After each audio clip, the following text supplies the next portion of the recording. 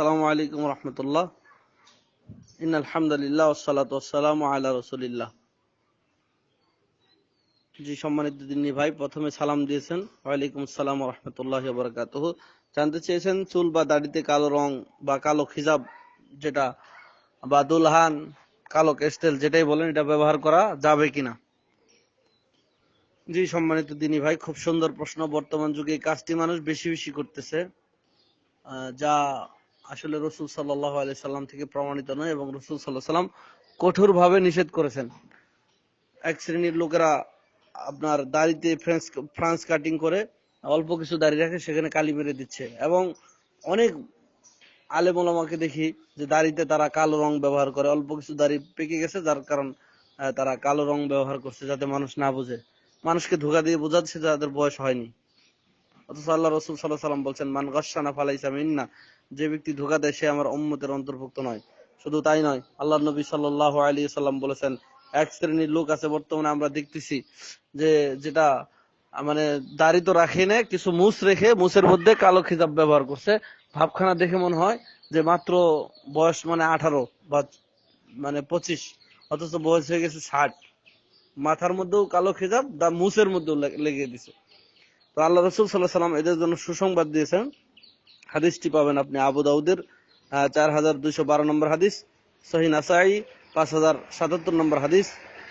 আব্দুল্লাহ বিন আব্বাস রাদিয়াল্লাহু তাআলা আনহুমা থেকে বর্ণিত, তিনি বলেন আল্লাহ রাসূল সাল্লাল্লাহু আলাইহি ওয়াসাল্লাম বলেছেন, ইয়াকুনু কওমুন ইয়াখদিবুনা ফি আখিরিজ জামানি বিস-সাওয়াদ, শেষ যুগে এমন এক সম্প্রদায়ের আবির্ভাব ঘটবে, আমার শেষ যুগে আমার উম্মতের মধ্যে এমন এক উম্মতের আবির্ভাব ঘটবে যারা চুলে কালো রং লাগাবে, কালো খেজাব লাগাবে, সেটা চুল হোক আর দাড়ি হোক। এরপর আল্লাহ নবী সাল্লাল্লাহু আলাইহি ওয়াসাল্লাম বলেছেন, কাহা ওয়াসিলিল হামাম, তাদের ওই চুলগুলো কবুতরের বুকের মতো, পেটের মতো চিক চিক চিক চিক করবে। মানে কবুতরের যেমন কালো বুকটা, যেমন পেটটা চিকচিক করে রোদ্রের মধ্যে গেলে, যেমন আপনার বৃদ্ধ মানুষ, 60 বছরের বৃদ্ধ, 50 বছরের বৃদ্ধ মানুষ যখন আপনার কালো খেজাব ব্যবহার করে, মনে হয় চুলগুলি দেখতে চিকচিক করে। আল্লাহ নবী সাল্লাল্লাহু আলাইহি ওয়াসাল্লাম বলেছেন, লা ইয়ারিহুনা রাইহাতাল জান্নাহ, ওরা জান্নাতে যাবে না, জান্নাতের সুগন্ধিও পাবে না। ইন্না লিল্লাহি ওয়া ইন্না ইলাইহি রাজিউন।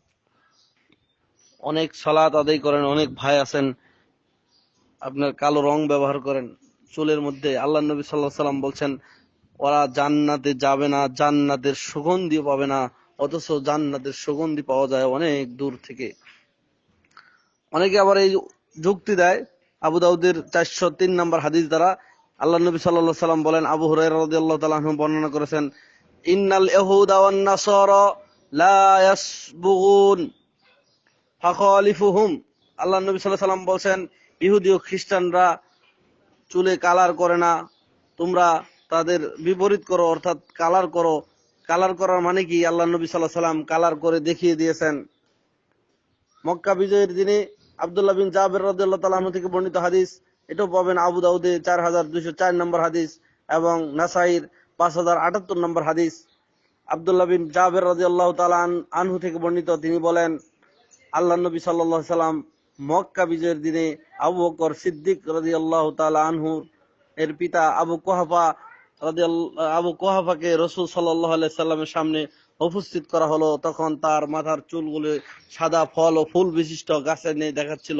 আল্লাহ রাসূল সাল্লাল্লাহু আলাইহি সাল্লাম দেখে তিনি সাহাবীদেরকে বললেন যে, তোমরা কোনো কিছু দিয়ে এর কালার পরিবর্তন করে দাও। তবে আল্লাহ রাসূল সাল্লাল্লাহু আলাইহি সাল্লাম বললেন যে, কালো রং কিন্তু দিবে না, মানে কালো কালার দিবে না, কালো রং দিবে না।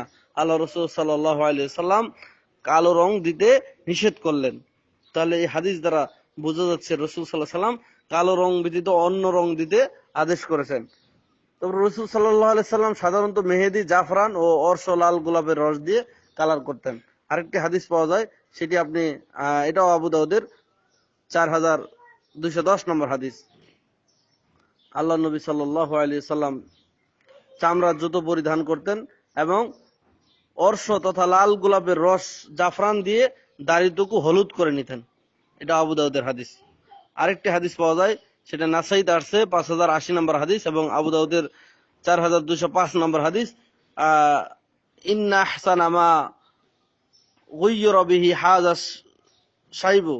আল্লাহ নবী সাল্লাল্লাহু আলাইহি সাল্লাম তিনি বলেছেন, নিশ্চয় সর্বশ্রেষ্ঠ বস্তু যা দিয়ে বার্ধক্যের সাদা বর্ণকে পরিবর্তন করা হয় তা হচ্ছে মেহেদি ও কাতাম। কাতাম মানে যার ফল মরিচের মতো হয়, তার ফলটা মরিচের মতো হয়। আল্লাহ নবী সাল্লাল্লাহু আলাইহি সাল্লাম বলছেন, অন্য যে কোনো রং আপনি দিতে পারেন, যে কোনো গাছের রং দিতে পারেন, সেটা কালো ব্যতীত। কালো ব্যতীত মানুষকে ধোঁকা দেওয়া যাবে না। আর এই কালো রংটা সর্বপ্রথম যিনি ব্যবহার করেন তার নাম হলো মিস্টার ফেরাউন। ফেরাউন এই প্রথম এই বদ চুলকে কালো করেছিলেন। যারা কালো চুলে কালো খেজাব ব্যবহার করে, মহিলা পুরুষ যারা দুলহান কালো কেশ তেল ব্যবহার করে, এরা হলো ফেরাউনের সুন্নত মানে। তো আপনি মুহাম্মদ সাল্লাল্লাহু আলাইহি সাল্লামের উম্মত হিসেবে ফেরাউনের সুন্নত মানবেন না কার সুন্নত মানবেন, আপনি এবার ভেবে দেখুন। আশা করি বুঝতে পেরেছেন। জাযাকুমুল্লাহু খায়রান। আল্লাহু আ'লাম। আসসালামু আলাইকুম ওয়া রাহমাতুল্লাহি ওয়া বারাকাতুহু।